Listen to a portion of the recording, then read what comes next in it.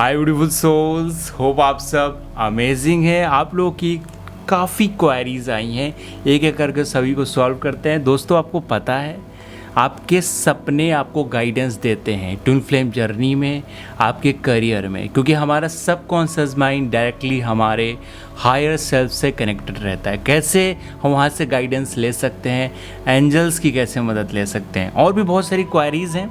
एक क्वेरी आई है कि ट्विन फ्लेम हमें हर्ट क्यों करते हैं, क्या इस चीज़ से हम निकल सकते हैं?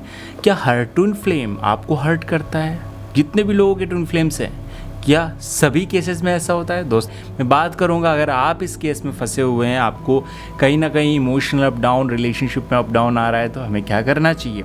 साथ में एक क्वेरी और लेते हैं। इस समय दोस्तों पितृपक्ष चल रहा है, क्या कोई हमारे में एंसेस्टर दोस्त बन रहा है? तो क्या हमारे रिलेशनशिप में सेपरेशन या ऑन ऑफ आ सकता है? उसकी रेमेडीज़ हम डिस्कस करने वाले हैं।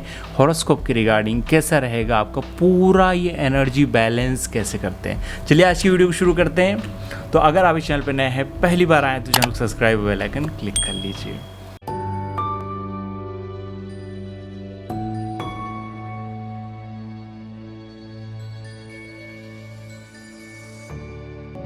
नमस्कार दोस्तों, मैं अंकित अष्टो आप सभी का स्वागत करता हूं लाइव वाइब्रेशन के इस न्यू एपिसोड में। दोस्तों, हम सब ग्रोथ करना चाहते हैं, अपने हायर सेल्फ तक पहुंचना चाहते हैं।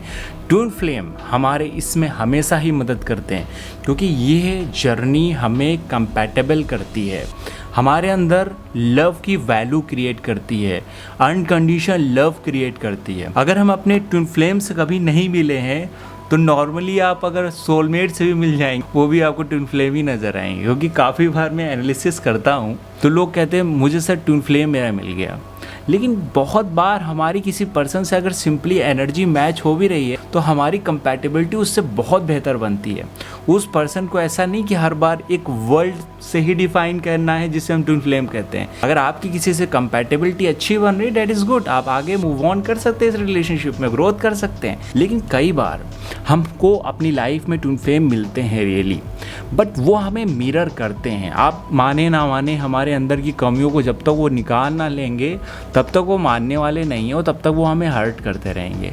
अगर आप अपने कभी ट्विन फ्लेम से मिले हैं, आपको एक्सपीरियंसेस हुए हैं, तो डेफिनेटली वो हमें इसी वजह से हर्ट करते हैं, क्योंकि हम अंदर से जो ब्लॉक किए हुए हैं वो हमारा रिफ्लेक्शन है, वो हमारा काउंटर पार्ट है। अगर हम शिव हैं तो वो शक्ति है, तो वो कहीं ना कहीं हमारी कमियों को हमारे सामने तब तक लाएगी जब तक हम अपने हायर सेल्फ तक नहीं पहुंच जाते, या हम इस योग्य नहीं हो जाते हैं कि हम अपने आप को जान सकें, पहचान सकें, या स्पिरिचुअली बैलेंस हो सकें। अगर आप फिजिकली अपनी बात को कहने में सक्षम नहीं हैं, आपको दुनिया फेस करना पड़ रहा है, आप डर जा रहे हैं, बैक हटे जा रहे हैं, सेक्सुअलिटी के मामले में आप बैलेंस अप्रोच नहीं रखते हैं, तो कहीं ना कहीं आपका काउंटर पार्ट आपको हमेशा उस फेजेस तक हर्ट करते रहेंगे जब तक आप में कोई फेयर है। जिस दिन आप अपने फेयर को रिलीज़ करने में कैपेबल हो गए with the help of inner work, meditation या किसी भी माध्यम से, उस दिन आपको ट्विन फ्लेम हर्ट करना हमेशा के लिए बंद कर देंगे। ये बहुत ज़्यादा ऑथेंटिक बात है, क्योंकि आप लोग जितने भी एक्सपीरियंस मुझे आए हैं, आप लोगों ने जैसे इनर वर्क किया, बहुत सारे लोगों के ट्विन फ्लेम्स अच्छे से रिस्पॉन्स करने लगे, और बहुत सारे लोग जो सेपरेशन हो गया था वो उस फेज़ में वापस आ गए। तो इस समय इस चीज़ को दिमाग से निकाल दीजिए कि सबके ट्विन फ्लेम उन्हें हर्ट करते हैं, ऐसा नहीं है दोस्तों। अगर आपकी रिलेशनशिप बहुत डिफ़िकल्ट हो रहा है, तो ज़रूरी नहीं कि वो ट्विन फ्लेम जर्नी हो। डिफ़िकल्ट रिलेशनशिप का मतलब है कि आप कुछ ना कुछ ज़रूर गलती कर रहे हैं, अपनी एनर्जीज़ और अपनी प्लैनेटरी पोजीशन के अकॉर्डिंग आपकी जैसा नेचर है उसके अपोजिट जा रहे हैं, या आप गलत रिलेशनशिप में हैं या कार्मिक कनेक्शंस में हैं। उस समय खुद को हील करें और बैलेंस करें। दूसरा क्वेश्चन पे आ जाते हैं, सपने।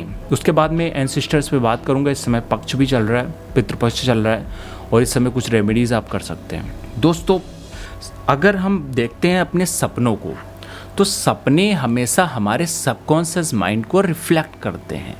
अगर मान लीजिए आपको कभी सेक्सुअल थॉट नहीं आते हैं नॉर्मली जागते हुए, लेकिन आप सपने में किसी पर्सन के साथ अपने आप को अल्टीमेट होते हुए देखते हैं, अगर सपने में आप किसी के बातें करते हुए देखते हैं, या आपकी मैरिज कहीं दूसरी जगह पे हो रही है, या आपको बार बार एक ही पर्सन दिख रहा है, एक ही पर्सन का नाम दिख रहा है, या कुछ इस तरह के इवेंट आपको बार बार दिख रहे हैं, तो कहीं ना कहीं अगर आपके धीरे धीरे सपने गाइडेंस भी देते हैं और सपने आपको कंफ्यूज और इल्यूजन में भी ले जाते हैं।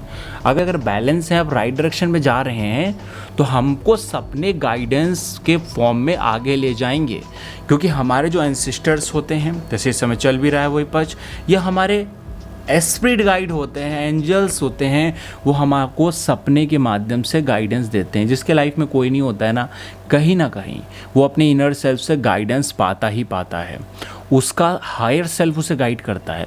और जैसे जैसे सपने आप आते हैं, उठते हैं, आपको डिकोड होता है कि अच्छा मुझे ये करना है, ये करना है।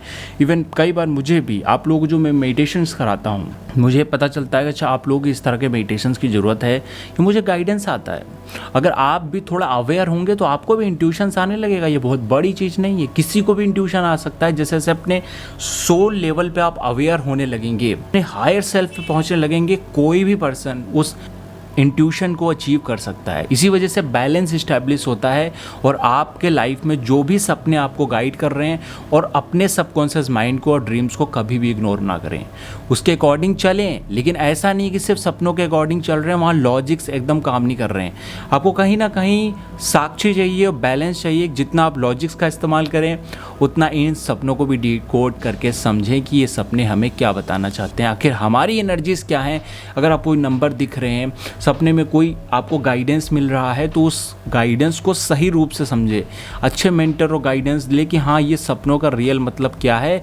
या आप खुद, कई बार हम गूगल पे सर्च करके गलत मीनिंग निकाल लेते हैं और हम अपनी रिलेशनशिप को डिफ़िकल्ट कर देते हैं। उस समय हमें प्रॉपर इनर सेल्फ से चलना है। अगर आप कहीं नहीं देखते हैं, आपको आंसर नहीं मिल रहा, डेट इज़ ओके, बट उसका गलत मीनिंग कभी बना निकालें। अगर अपने सपनों की गलत मीनिंग आप निकाल लेंगे, आप ऐसे पर्सन से पूछ लिया जिसको खुद ही नहीं पता था, तो आप अपने सामने एक दरवाज़ा खोलने की वजह दरवाज़ा क्लोज कर लेंगे, तब तो फिर आपको और ज़्यादा डिफ़िकल्टी हो जाएगी। तो उस फेजेस में कभी भी ऐसा ना करें, अपने सपनों को गलत रूप से ना लें, हमेशा राइट वे से लें। उसके लिए आपको कहीं ना कहीं आंसर अगर नहीं मिल रहा हो तो वेट करें, पेशेंस रखें। तीसरा क्वेश्चन है पितृपक्ष वाला। दोस्तों, एंसेस्टर दोष अगर आप में बन रहा है हॉरोस्कोप में, आपकी लाइफ को लगता है कि किसी तरह का हॉरोस्कोप में कुंडली में दोष है, तो आपको एंसेस्टर से रिलेटेड रेमेडी करनी चाहिए। एक्चुअली पितृ जो होते हैं हमारे अदृश्य सहायक होते हैं, वो हमारी हेल्प भी करते हैं। लेकिन अगर आप अपने घर में बहुत सारी निगेटिविटी रखे हुए, हर कहीं जो भी लोग हमारे एंसेस्टर्स हैं उनकी फ़ोटो हर जगह लगा के रखी है, तो ये चीज़ अच्छी नहीं है। कहीं ना कहीं ये वास्तु के अनुसार नकारात्मक ऊर्जा क्रिएट करती है। अगर लगाना भी है तो दक्षिण की तरफ लगा सकते हैं, साउथ डायरेक्शन में लगा सकते हैं। बाकी जो भी नॉर्थ या ईस्ट या वेस्ट डायरेक्शन होती है, उस दीवालों पे कभी भी मत लगाएं, और बहुत छोटी सी लगाएं। और कहीं ना कहीं अगर आप फ़ोटो लगा रहे हैं तो आपको उनकी हीलिंग भी करनी है, उसकी पूजा भी करनी है, उनसे आशीर्वाद भी मांगना है। और किसी भी तरीके से ऐसा नहीं कि आपने फ़ोटो लगा दी बड़ी सी और आप कुछ भी हीलिंग नहीं कर रहे हैं, पूजा नहीं कर रहे हैं, उन पर ध्यान नहीं दे रहे हैं। अदरवाइज़ कहीं ना कहीं वो एनर्जी आपसे अटैच रहेगी और आपको डिफ़िकल्टी आती रहेगी। आपके लाइफ में ना कोई शुभ काम नहीं हो रहा होगा। अगर आपको कुंडली में भी एंसेस्टर दोष है तो कहीं ना कहीं वो दोष को हम एक पॉजिटिव वे से चैनलाइज कर सकते हैं। अगर आप एक राइट डायरेक्शन में काम कर रहे हैं, अगर हॉरोस्कोप में कहाँ पे एंसेस्टर दोष बन रहा है, उसके अकॉर्डिंग हर पर्सन का अपना अलग वे हो सकता है, उसको अलाइन करने का तरीका अलग हो सकता है। उसको समझे किस तरीके से वो प्रॉब्लम है, उसको अलाइन भी अलग तरीके से करें। अगर आपने ऐसा किया तो डेफिनेटली वो एंसेस्टर्स हमारी ब्लॉकेज की जगह हमारी हेल्प करेंगे, हमारे सहायक ही होते हैं वो। लेकिन अगर हम उस एनर्जीज़ को ले आएँ, जैसे कि मान लीजिए आप अपने घर में हाथी ले आएँ और आप उसे कंट्रोल नहीं कर पा रहे हैं, वो हमको मारेगा, हम गिरेंगे और हम प्रॉब्लम में फंस जाएंगे। लेकिन उस एनर्जी को अगर आपने चैनलाइज कर दिया, उस सकारात्मक ऊर्जा को आपने चैनलाइज कर लिया, तो आप इससे बहुत ज़्यादा फ़ायदा उठा सकते हैं, मैनिफेस्ट कर सकते हैं, विश फुलफिलमेंट कर सकते हैं, अपने रिलेशनशिप में ग्रोथ कर सकते हैं। लेकिन बिना कुछ किए, बिना जो अभी चल रहे इस समय, ज़रूर कुछ ना कुछ एंसेस्टर्स के लिए करें और एंसेस्टर को कॉल करें। एंसेस्टर्स प्रेयर मैंने कई बार बताई आप लोगों को, वो प्रेयर कर सकते हैं जिसमें आपके लाइफ में ना ग्रोथ और अचीवमेंट हो।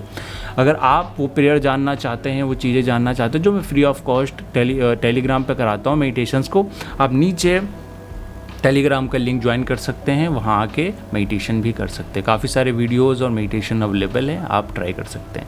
मिलते हैं नेक्स्ट वीडियो में, तो अपना ख्याल रखिए, ध्यान रखिए। अगर आप इस चैनल पे पहली बार आए हैं, चैनल को सब्सक्राइब और बेल आइकन क्लिक कर लीजिए। मिलते हैं नेक्स्ट वीडियो में, हमेशा ही मुस्कुराते रहिए और हायर वाइब्रेशन पे रहिए।